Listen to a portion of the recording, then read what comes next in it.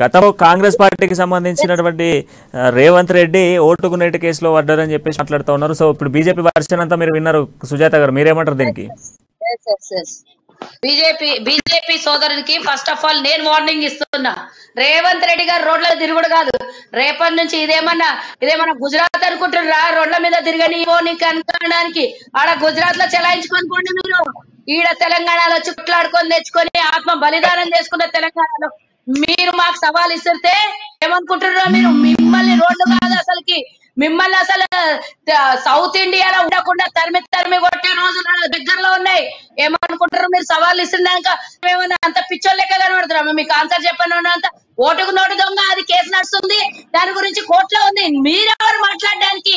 నిన్నటి దాకా ప్రియాంక గాంధీ భర్త గారి పేరు మీద కూడా ఇట్లనే అవాక్కులు చెవాళ్ళు మాట్లాడింది. ఇప్పుడు మీరే అధికారంలో ఉన్నారు కదా, మరి నిజంగానే ఒకవేళ ఆయన స్కామ్ చేసిండే, ఆయన నిజంగానే ఫ్రాడ్ అయ్యి ఉంటే ఈ రోజు లోపలికి పోతుండే కదా రాబర్ట్ వార్డ్. ఎందుకు పోలేదు అంటే మీరు పెట్టేటటువంటి అంటే అంటగట్టేవి, బట్ట కాల్చి మీదేసేవి, బురద తల్లేటివి, స్కామ్లు అనేటివి దొల్ల, అబద్ధము, దొంగ ముచ్చట్లు అనేది ఈరోజు కోర్టుతో సహా న్యాయస్థానాలతో సహా ముట్టికాయలు వేసింది కదా. అయినా సిగ్గు లేకుండా కాంగ్రెస్ పార్టీ మీద బురద తల్లుకుంటా ఇష్టానుసారంగా మాట్లాడితే ఊరుకుంటారా? మరి ఈటల రాజేందర్ తప్పు మాట్లాడలేదా? ఏం తప్పు మాట్లాడు? 25 కోట్లు తీసుకున్నది ఓనయ్య జాగిరి ఏడెవరు చూసిందని చెప్పండి నాకు. మీరు ఇష్టానుసారంగా నేను ఈ రోజు అన్పార్లమెంటరీ యూజ్ చేయాల్సి వస్తుంది. ఎందుకంటే మీరు ఇష్టానుసారంగా కాంగ్రెస్ నాయకుల్ని, కాంగ్రెస్ పార్టీని మాట్లాడితే మేము ఊరుకుంటాం అనుకుంటున్నారా? నిజంగా దమ్మున్న నాయకుడైతే ఈటల రాజేందరు రేపు సభ ఉందా? ఏం పెద్ద సభ ఒరిగిపోతున్నది.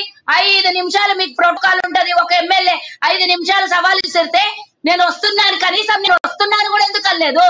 రేపు వస్తున్నాను. అక్కడ రేవంత్ రెడ్డి గారు మాట్లాడినప్పుడు ఇక్కడ నుంచి మీ డీకేఆర్ అన్న పెద్ద మనుషులందరూ మాట్లాడారు కదా, వాళ్ళు ఎందుకు సవాల్కి ప్రతి సవాల్ చేయలేదు? ఇప్పుడు మీరు వచ్చి టీవీ ఛానల్లో కూర్చొని మీరు మాట్లాడుతున్నారు ఎందుకు?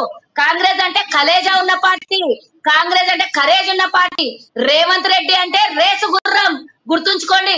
మీరు అదే సీనియర్లు వేరు, కాంగ్రెస్ వేరు, ఇష్టానుసారంగా ఎవరిని పడితే వాళ్ళని మాట్లాడినంత మాత్రం ఒకసారి విందాం.